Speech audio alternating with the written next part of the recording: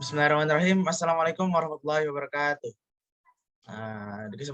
Di kesempatan kali ini kami dari kelompok 7 Etika Lingkungan akan memberikan video pembelajaran tentang kearifan lokal dalam pengelolaan lingkungan. Nah, di sini yang akan menjelaskan atau mempresentasikan adalah Nanda Farhan Muhammad, Cynthia Egy Purwadi, Istiqomah Ifnan Fauzia, Fatia Zaharani, dan Maulana Malik Wicaksono. Semoga apa yang kami sampaikan dapat berguna untuk kalian semua dan disimak dengan baik-baik.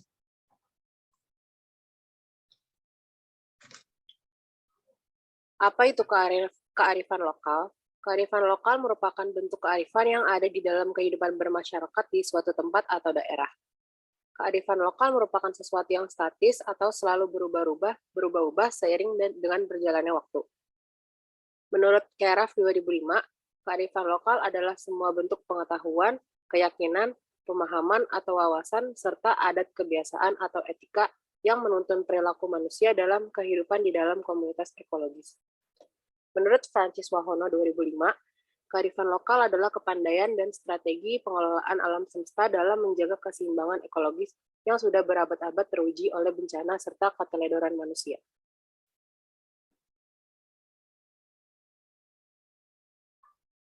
Nah, kearifan lokal dalam pengelolaan lingkungan dan kearifan lokal akan selalu terhubung pada kehidupan manusia yang hidup lingkungan hidup yang arif. Karena lingkungan hidup merupakan kesatuan ruang dengan semua benda yang berada di dalamnya, baik itu makhluk hidup maupun benda mati. Nah, dalam Undang-Undang Republik Indonesia Nomor 23 Tahun 1997 tentang ketentuan-ketentuan pokok pengelolaan lingkungan hidup dinyatakan bahwa lingkungan adalah kesatuan ruang dengan semua benda, daya keadaan, dan makhluk hidup, termasuk dalam manusia, dan perilakunya yang mempengaruhi kelangsungan kehidupan dan kesejahteraan manusia serta makhluk hidup lainnya. Nah, dalam kehidupan sehari-hari, segala aktivitas kita secara perlahan akan membawa pengaruh terhadap lingkungan sekitarnya, itu pun positif maupun negatif. Oleh sebab itu, manusia mesti menyadari bahwa aktivitas kita ini akan memberikan pengaruh yang positif terhadap lingkungan dan dengan menjaga dan melestarikan daya dukung lingkungan tersebut. Nah, pada akhirnya lingkungan hidup yang serasi dan seimbang sangat-sangat diperlukan sebagai penentu kehidupan suatu bangsa. Nah, idealnya, pemanfaatan lingkungan hidup harus memperhatikan pemeliharaan dan kelestarian lingkungan sehingga dapat diwariskan kepada generasi yang akan datang.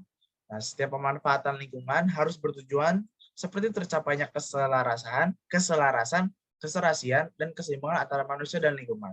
Terwujudnya manusia sebagai insan lingkungan hidup yang memiliki sikap dan tindakan memiliki serta membina lingkungan hidup, terjaminnya kepentingan generasi masa kini dan generasi masa depan, tercapainya kelestarian fungsi lingkungan, terkendalinya pemanfaat sumber daya secara bijaksana, terlindunginya Indonesia terhadap dampak dari luar yang dapat menyebabkan pencemaran atau kerusakan lingkungan.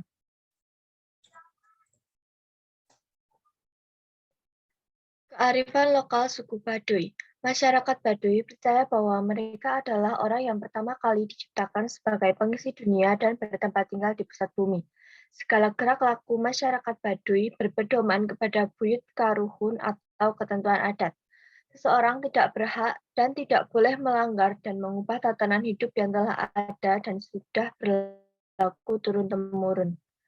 Dalam kehidupannya, Puun adalah pemimpin tertinggi adat Baduy, merupakan keturunan Batara serta dianggap sebagai penguasa agama Sunda Wiwitan yang harus ditaati segala perintah dan perkataannya.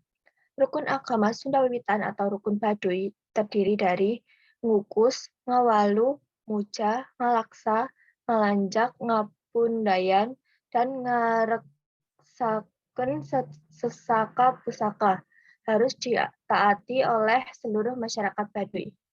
Pikukuh Karuhun harus ditaati oleh masyarakat Baduy dan masyarakat luar yang sedang berkunjung ke Baduy. Masyarakat Baduy menggunakan ketentuan adat sebagai kearifan lokal yang diterapkan pada masyarakat Baduy.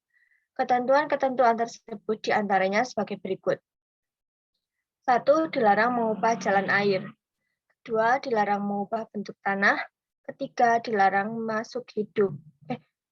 masuk hutan titipan untuk menebang pohon, membuka ladang, atau mengambil hasil hutan.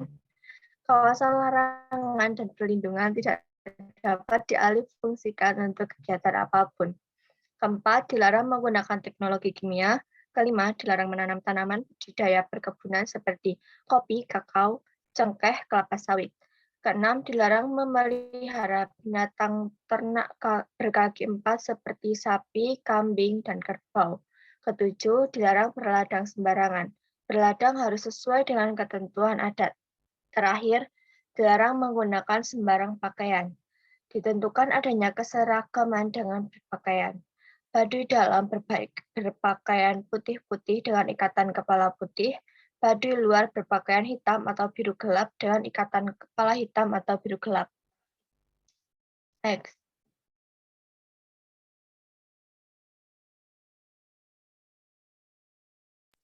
Nah, jadi kearifan lokal itu di berbagai daerah memiliki kearifan lokal dan kebiasaannya tersendiri. Nah, di sini kelompok kami mengangkat kearifan lokal Baduy dalam pengelolaan lingkungan.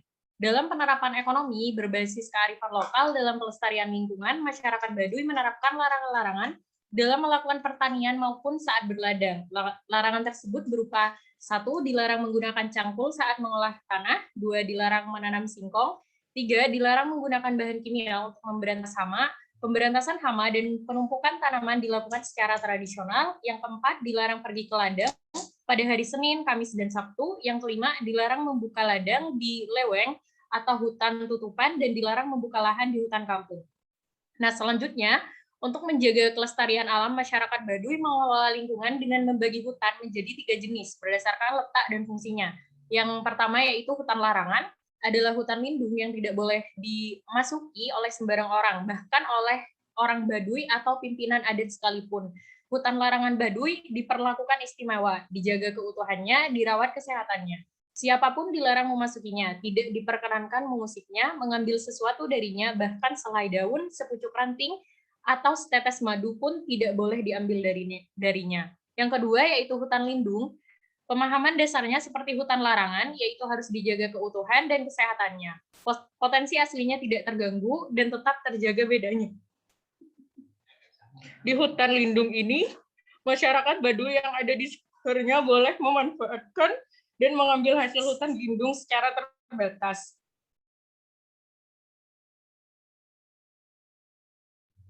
Yang ketiga, hutan garapan. Tampilan fisiknya tidak sama seperti hutan dalam pengertian konvensional. Hutan garapan adalah areal hutan yang difungsikan sebagai ladang atau huma, semacam lahan abadi untuk tanaman tumpang sari atau tanaman pangan, yaitu padi dan komoditas kebun. Nah, bentuk perilaku pelestarian lingkungan dan konservasi yang dilakukan oleh masyarakat Baduy tercermin dalam kehidupan keseharian mereka. Praktik konservasi ini diwujudkan dalam 2 hal, yaitu yang pertama, bagi masyarakat Baduy, hutan dianggap sakral sehingga masyarakat adat menghormati kawasan hutan mereka. Yang kedua, konsep pengelolaan lingkungan dengan sistem zonasi telah dikenal dan dilakukan masyarakat Baduy secara turun-temurun. Sistem zonasi tersebut adalah yang pertama daerah Baduy dalam analog dengan zona inti, yaitu pemukiman. Yang kedua, daerah Baduy luar analog dengan zona pemanfaatan intensif atau lahan ladang dan pertanian. Yang ketiga, daerah dangka analog dengan zona penyangga atau kawasan hutan yang dilindungi. Next.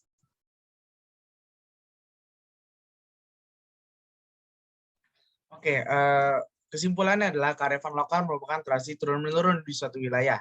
Kearifan lokal ini pula tak jarang menyerempet tentang pelestarian lingkungan, contohnya pada kearifan lokal suku Baduy, yaitu memiliki hutan larangan sebagai hutan yang dilindungi, bahkan tidak boleh dimanfaatkan apapun darinya. Hal tersebut agar hutan tidak terkontaminasi oleh ulah manusia.